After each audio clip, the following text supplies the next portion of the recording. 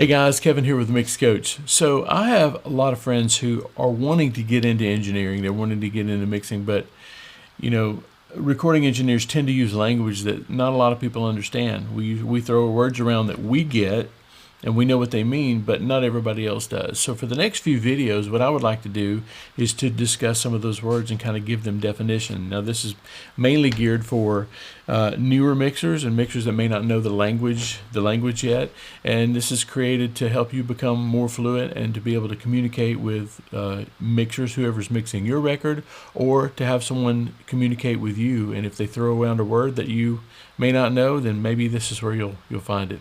Hey, if you want to hear more definitions like this, just comment what words you want to discuss in the comments below. So today I want to talk about the word sibilant. Now, sibilant is one of those words that sounds like it is. When you say sibilant, there's a strong S on the front of it. And sometimes on a less expensive mic, or maybe just a bright mic, or maybe it's a person whose mouth is shaped that way, their S's will be super, super loud.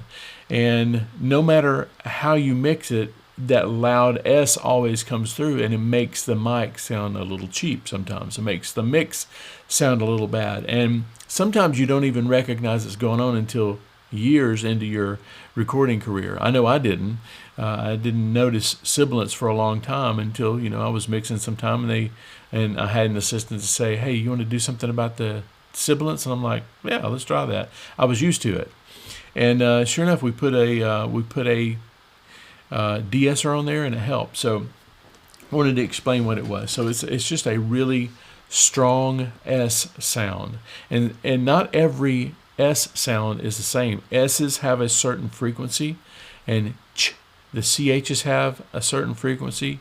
There are certain letters in the alphabet that tend to, like even T's can be loud.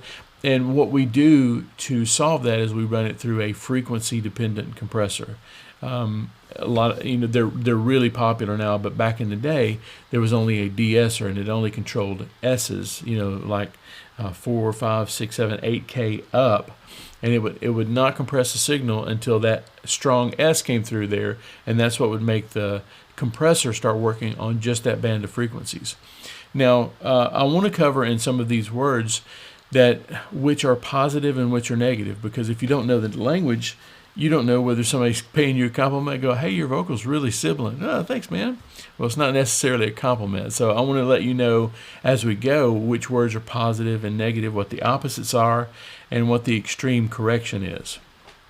In this case, sibilant is a negative connotation of a vocal sound. If you have a sibilant vocal, it's usually not a good thing, and you usually want to correct it with some frequency-dependent compressor. There's several other ways you can do it.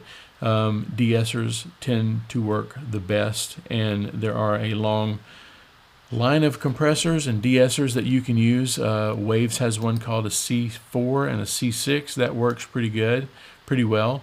One of my favorites is the Harrison mix bus, or Harrison's de-esser. This one here is my favorite, mainly because you can turn the RTA on and you can see the dark spots of the sound when it comes up. Like right now, you can see in this range right here, these are her notes that she's singing, and you can tell that when she sings a heavy S note, and you can see this jump down a little bit. Harrison makes one of my favorite de-essers. It's just the most versatile. Next would probably be the Waves Renaissance, the R de-esser. It works pretty well. You can actually solo the S's, and you can only hear that, so you can actually just focus in on what you're trying to tame, and you sweep the frequency here. Whereas you can see it on the Harrison, you can hear it on the Waves de-esser. Also, another good choice would be, and this is a throwback to the old school, this looks like I think a DBX 902. That was kind of one of the main go-to de-essers in the studio, and most big recording studios would only have 1 or 2 de-essers. So this is how far we've come, that you could put a de-esser on every channel.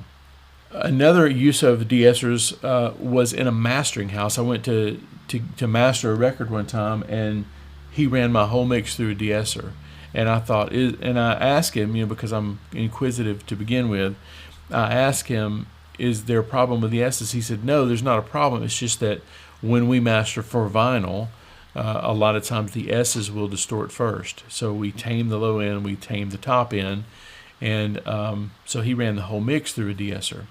Now, as far as the extreme instance of a de-esser, if you do too much, it starts to sound like a lisp.